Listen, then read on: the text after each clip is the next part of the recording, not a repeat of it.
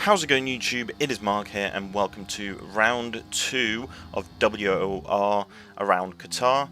And let's see how we do this week. Last week we had it for PSGL, so hopefully that is good enough practice for this race. So we raced this on Monday, and now we are doing the commentary over it. I've been a little bit busy, but as you can see, we're going into qualifying. We're doing our first lap, and it's alright.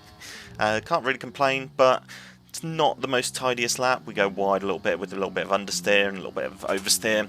So hopefully this lap is just a banker and we don't do what we normally do, and that is set a first lap and then that is it. We screw up the rest of the laps. We go a little bit wide. Lucky we didn't get a track warning there to invalidate the lap, but as you can see, we come out of sector 2. What is our time going to be? Our time is a 55 flat, so that is looks nice on screen, but it's not as fast as it should be. So we're going to go into this race with a slightly modified setup to what we had for PSGL. Obviously for PSGL we struggled. We were driving basically by ourselves for the entire race. Weren't really any sort of battles, and yeah, it was just a little bit all over the place. With the lack of practice and everything like that, we just needed to do a couple more laps, but luckily with the race that we did and a little bit more practice that we did around Qatar, we now go into the second lap, and as you can see, we're up 3/10, so we've actually improved our time by 3/10. Is it going to be 3/10 flat? I can't remember exactly off the top of my head, but I think, yeah, 3/10 is what we're going to be up by, and that gives us a 22.444. We seem to, for some reason, have these sort of even numbers, but on this final qualifying lap, we go wide in turn 1, and it's just a disaster from there. We instantly, by turn 3, are half a second down, and the recovery is just too difficult to do. We're currently in P10, so we'd be right in the middle of the mixer. I think it was a full lobby that we had for this race. Luckily we do get this corner quite well. We do miss the apex, but good, sort of didn't lose much time, but we also didn't gain time. So as you can see, and halfway through sector 2, we are still half a second down. I was just going to say half a tenth, but we're half a second down and we just send it. We try and just get onto the throttle as quickly as possible. I didn't care about spinning, crashing, anything like that. I just wanted to get on the power as quickly as possible. Every single corner that I could take flat, I did. I just risked it and hoped that the car would grip. And actually, we're now down a tenth. We go into the second to last corner and we go wide.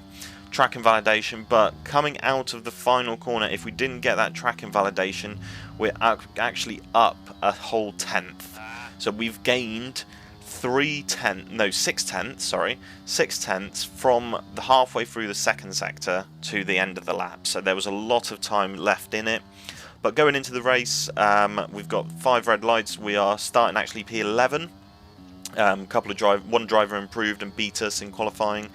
But now we go down the inside, and one of the things that I've noticed on WOR is a lot of connectivity differences. So there's people from all over the world that are racing in this league, which is great, but also very difficult to race with, especially if the connection isn't the greatest. Especially with some people streaming, their internet just can't handle it. I haven't seen the disappearing cars in WOR yet, but I have seen it in PSGL, which is a very common thing that I've seem to be getting, where a car in front of me just disappears. But nothing really happened. A couple of bumps on the first lap, and now we move into lap 6.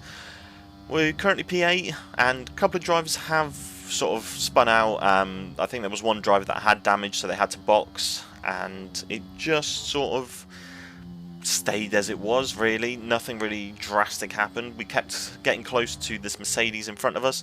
They didn't have DRS this lap, so I thought, let's just see what our pace is like. Let's try and get past him and see if we can either maintain the pace or pull away, hopefully. That was the sort of aim of the game.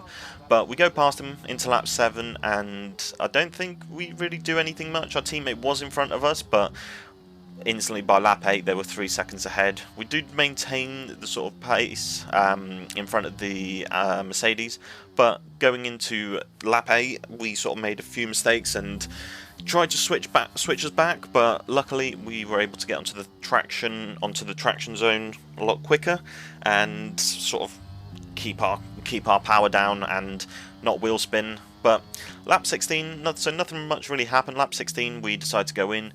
I don't think we had a warning by this point. I think we have one slightly later on. I finished the race with 2 warnings, so it's a lot better than PSGL already, where we got a 3-second time penalty. But we're going to go on to the medium tyres all the way to the end. We didn't get a safety car, which was quite surprising with the connection issues that were happening with like the connection bar and everything like that. But going into lap 20, we get caught up by the Haas. I don't know how to say his name, but the Haas seemed to be a lot faster, so I don't know what had happened to him during this race. Could have potentially crashed, spun, got pushed out and just lost power or ERS. But going into lap 21, we get overtaken by 2 cars and also the 3rd car. We try and go for a little switch back on the Alfa Romeo, but we just broke a little bit too much and went down an extra gear that we didn't need to. And we're just going to sit behind these cars and watch them battle, use their ERS. I just needed to save up a little bit more going into the final sort of final leg of the stint. And the Haas just pulls away like it's nothing. Our tyres were okay. We weren't getting the grip that we really sort of wanted, but I mean, the setup could still do with a little bit of adjusting. It was just a setup that a friend gave to me, so hopefully, well, I appreciate that he gave it to me, but it's sort of like the lack of practice still shows around this track. But going into lap 28, as you can see, we've sort of caught up with the Mercedes, and the Alfa Romeo has actually pulled away a little bit. But going into this final corner, the McLaren has actually run out of fuel and has given the Mercedes DRS, which was a little bit annoying because I thought I was going to try and make this a nice, slightly easy overtake. But going into the final lap, we sort of hold off burning all of our ERS just in the event that we needed to battle a little bit more. But we went round the outside. I knew that I had a little bit more grip in my tyres as he was on soft, and he sort of boxed around the same time as I did, I think maybe 1 or 2 laps later. So the softs are really sort of hitting that cliff at this moment. Nothing really else happens. What we're trying to do right now is just keep up with the Alfa Romeo to try and get that into that 9-second gap. As you can see, we're sort of toying with that 8.5, 8.6 seconds behind. Now we've got 8.7, 8.8, so we actually do need to try and push now. I sort of noticed in the top corner that there was a 9-second penalty, and I sort of needed to get into that to get quite good points for the team, considering my teammate won last race, and I'm assuming, looking at the minimap, I think he was 2nd for this race. So hopefully we actually get in there to try and get as many points as we possibly can. Obviously we're not going for fastest lap, but we're trying our best, and as you can see, we've sort of broken away from the Mercedes, whose tyres are absolutely shot at this point. But going on to the final straight, as you can see, we're going to finish in P6 after the penalties are applied. So that is where we finish for WOR round 2.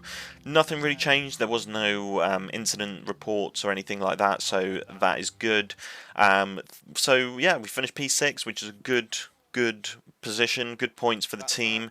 We're going on to Saudi next week, so hopefully that will be a little bit better. It's one of my sort of more favourite tracks that I enjoy racing around, and it's also one of the first tracks I learnt without any assists, so hopefully that will be interesting and a fun race to sort of be part of and obviously race. So hopefully that all goes well. Thank you very much for watching. If you're not already subscribed, please subscribe. If you're enjoying the content and want to see more, hit that like button if you enjoyed this video, and leave a comment if you hit that dislike of letting me know why, and we will see you in the next video.